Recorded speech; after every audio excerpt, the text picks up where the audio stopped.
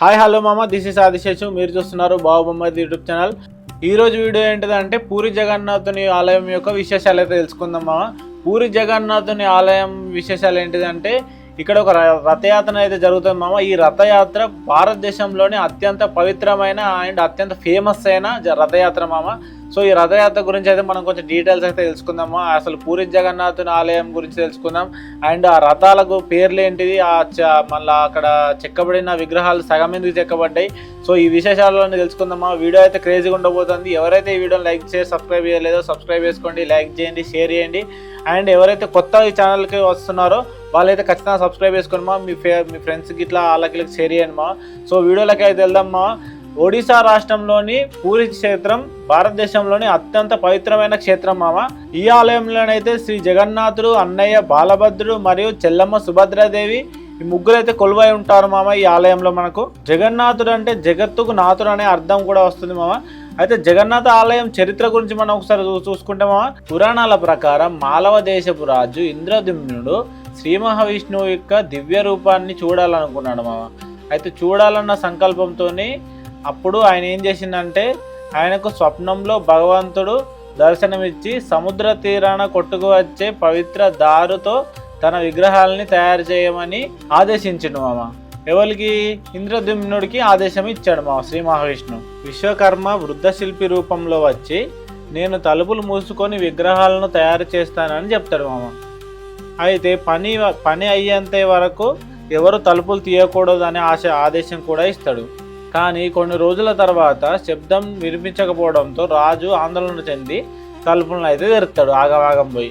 అప్పటికే విశ్వకర్మ అదృశ్యం అయిపోతాడు అంటే మాయమైపోతాడు. విగ్రహాలు పూర్తిగా కాకుండా చేతులు కాళ్ళు చిన్నగా ఉన్న రూపంలోనే మిగిలిపోతాయి. సో అక్కడనే మిగిలిపోతాయి.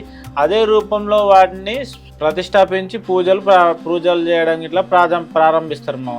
అప్పటి నుండి జగన్నాథుడు ఆ ప్రత్యేక రూపంలోనే భగవంతులకైతే దర్శనం ఇవ్వడం ప్రారంభమైంది మా. అప్పటి నుంచి వెళ్ళి గాయస్ ఆలయం గురించి మరియు విగ్రహాల గురించి మనం కొంచెం విశేషాలు అయితే తెలుసుకున్నాం కదా.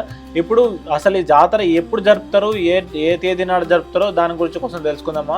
ప్రతి సంవత్సరం ఆషాఢ మాస శుక్ల ద్వితీయ నాడు జగన్నాథ రథయాత్రను అయితే వైభవంగా జరుపుతారు మామ. ఈ సందర్భంగా జగన్నాథుడు మరియు బాలభద్రుడు మరియు సుభద్రాదేవి ఈ ముగ్గురు 3 భారీ రథాలలో ఆలయం నుంచి గుండీచా ఆలయానికి బయలుదేరుతారు మామ. గాయస్ ఈ వివరాలు పక్క పెట్టుకుంటే ఒకసారి ఈ రథాల గురించి అయితే తెలుసుకుందామా. జగన్నాథుని రథం పేరు అయితే నందిఘోష మామ. అండ్ బాలభద్రుని రథం పేరు అయితే తారాద్విజ. అండ్ సుభద్రాదేవి రథం పేరు అయితే దర్పదలన, దేవదలన అని కూడా పిలుస్తారు మామ. లక్షలాది మంది భక్తులు ఈ రథాలను తాళ్లతో లాగుతూ భక్తితో రథాన్ని లాగడం పుణ్యంగా భావిస్తారు అక్కడ ప్రజలు. గుండీచా ఆలయంలో 7 రోజుల పాటు విశ్రాంతి తీసుకొని తర్వాత తిరిగి ప్రధాన ఆలయానికి వచ్చే యాత్రను బహుడా యాత్ర అంటారు మామ. ఇంతవరకు ఎవరైతే ఛానల్ సబ్స్క్రైబ్ చేసుకోలేదో సబ్స్క్రైబ్ చేసుకోండి. వీడియోకి లైక్ షేర్ సబ్స్క్రైబ్ అయితే ఖచ్చితంగా చేసుకోండి మామ, మర్చిపోకండి, ఓకేనా. మరియు రథయాత్ర ద్వారా భగవంతుడు ఆలయం వెలుపలికి వచ్చి అందరికీ దర్శనం ఇస్తాడనే ఇక్కడ ప్రజల యొక్క భావన మామ. కులం మతం ధనిక పేద అనే తేడా లేకుండా ప్రతి ఒక్కరు ఈ మహోత్సవంలో పాల్గొంటారు. దీనిని సమానత్వం, భక్తి, ప్రేమ, ఐక్యతకు ప్రతీకగా భావిస్తారు మామ. పూరి నగరంలో ఉన్న ఈ జగన్నాథ ఆలయాన్ని చార్ధామ్ అని కూడా అంటారు మామ. చార్ధామ్ అంటే ఏంటిదంటే భారతదేశంలో 4 ప్రధాన ఆలయాల్లో ఒకటైంది ఈ పూరి జగన్నాథుని ఆలయం మామ. అలాగే నీలమాధవుని రహస్యం కూడా ఒకసారి తెలుసుకుందాం మనం. సత్యయుగంలో నీలాచల పర్వతం ప్రాంతంలో నీలమాధవుడు అనే విష్ణు స్వరూపాన్ని శబర జాతికి చెందిన భక్తుడు విశ్వావసు అత్యంత రహస్యంగా పూజించేవాడు.